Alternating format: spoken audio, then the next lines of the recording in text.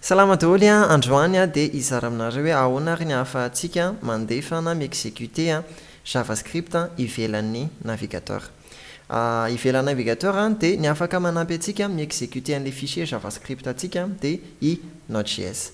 Node.js dia tsy inona fa runtime environment, izany hoe afaka mi-exécuter an'ilay JavaScript izy zany ilay moteur miaraka amin'ny V8 ny Google V8. Ie. Zay le engine, zay le moteur. Dia dingana voalohany ataontsika zany dia télécharger Node.js dia afaka télécharger an'ilay izy amin'ny alalan'ny Google eto fotsiny tsika. Dia ozintsika hoe download Node.js, avy eo tsika tonga eto amin'ny page eto tokony izay recherche voalohany eto dia mitondra maketo. Dia afaka télécharger any Node.js mifanaraka amin'ny système d'exploitation anao ianao.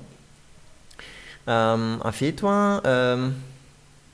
téléchargenao les applications les Node.js dia aorinan'izay dia installenao. Ho anahy moa izy eto efa installé dia afaka tonga dia vérifiena ilay izy rehefa ohatra ka installé. Fomba vetivety vérifier anazy raha ohatra ka efa manana explorateur de fichier eto ianao afaka manao shift clic droite dia manokatra PowerShell. PowerShell na terminal na ohatr'izay. Terminal moa no tiako kokoa fa PowerShell aloha ny eto. Dia manokatra ligne de commande avy eo dia avy eo afaka manao ianao hoe node-v dia tokony mamoaka ny version Node ao anatin'ny ordinateur anao izy. Raha mbola tsy manao an'izao izy dia mety misy antony anankiroa na tsy nety l'installation na les paf les routes makany amin'ilay application no tsy mipetraka tsara dia vaky tsara ny instruction zany rehefa manao ilay installation dia mila apetraka tsara les paf hoe atao any anatin'ny variable d'environnement les Node.js. Dia rehefa mandeha tsara Node.js dia afaka manoratra ny code JavaScript tsika ao anatin'ny fichier JavaScript anankiray dia mandefa an'ilay izy amin'ny Node.js rehefa avy eo.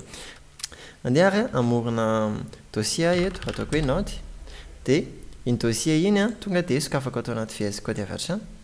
Dia eto ny amorona an'ilay fichier JavaScript atsika avy eo. Dia eto avy eo afaka amorona fichier vaovao izay hoe serveur.js.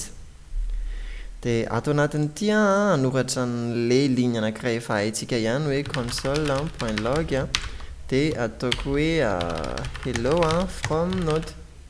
Zay zany soratako eto. Izany hoe tokony ampiseho antsika izy hoe hello from Node. Dia ahoana ny fomba handefasana an'io amin'ny alalan'ilay Node vao téléchargentsika teo zany. Dia misy fomba anankiroa. Afaka miditra ato tsika dia manokatra an'ilay terminal eto.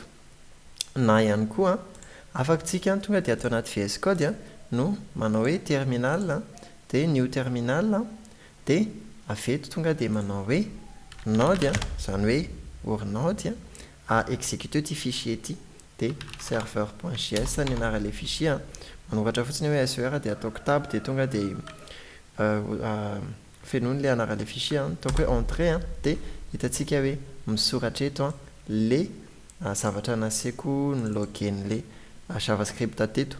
Izay ny fampiasan'ny Node exécuter ny fichier JavaScript dia izay aloha ny amin'ny vidéo antsika androany dia amin'ny vidéo manaraka tsika dia hanomboka amin'ny fampiasana variable avy hatrany ka mino fa afaka hitanao indray ao anatin'ny vidéo manaraka eto amin'ny IT. Eny ary.